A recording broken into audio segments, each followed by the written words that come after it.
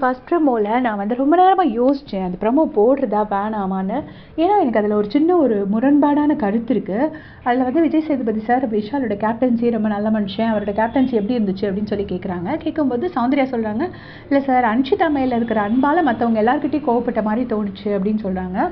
அப்புறமா பவித்ரா சொல்கிறாங்க, அன்ஷிதாவுக்கு மட்டும் நீங்கள் சப்போர்ட் பண்ணுறீங்கன்னு சொல்லும்போது அவர் அதை ஏற்றுக்கலை அப்படின்னு சொன்னாங்க.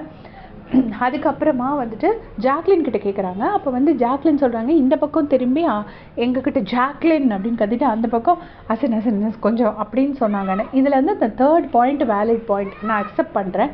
பட் அவர் வந்து அன்ஷிதாவுக்கு மட்டும் சப்போர்ட் பண்ணார். அன்ஷிதாவுக்கு கோவம் வந்தனால மற்றவங்க எல்லாருக்கிட்டேயும் வந்து அன்ஷிதா மேலோட பாசத்தினால மற்றவங்க எல்லாருக்கிட்டையும் கோவப்பட்டாங்கிறது என்னால் ஏற்றுக்க முடியல.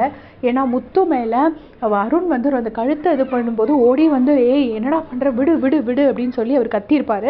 இப்போ நிறைய பேர் சொன்னாங்க விஷாலும் பிடிச்சாங்க. விஷால் பிடிச்சது வந்து கழுத்தை பிடிக்கல, அருண் மட்டும்தான் கழுத்தை பிடிச்சாரு. அருண் கழுத்தை பிடிச்சிருக்கும் போது வந்து ஸ்டாப் பண்ணியிருப்பார்.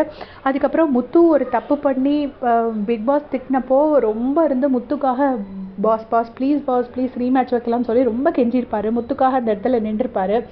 அதுக்கப்புறம் ராணுவுக்காக போயிட்டு வந்து திரும்ப அந்த மெடிக்கல் ரிப்போர்ட் என்னாச்சு அப்படின்லாம் கேட்டிருப்பாரு. அப்புறம் எல்லார் முன்னாடியும் நின்று ஒரு ராணுவக்கிட்ட மன்னிப்பு கேட்கறதுக்கான ஒரு வாய்ப்பு கொடுத்துருப்பாரு. அஃப்கோர்ஸ் பவித்ரா தான் மன்னிப்பு கேட்டிருப்பாங்க. இதனால அது ஒரு கேதரிங் மாதிரி பண்ணி பேசியிருப்பார் எல்லாத்தையுமே. அது மாதிரி ராணுவ அவங்க அப்பாவுக்கு பர்த்டே விஷ் பண்ணோன்னு சொல்லும்போது அதுக்கு ஒரு சான்ஸ் கொடுத்துருப்பாரு. ஸோ இப்படி ஒரு விஷயம் இல்லை, நிறைய விஷயங்கள். அதே மாதிரி ஜாக்லின் கூப்பிட்டப்பவும் அவர் போயிருப்பார்.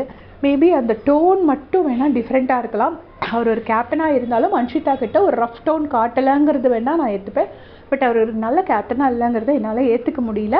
உங்களுடைய கமெண்ட் சொல்லுங்கள்.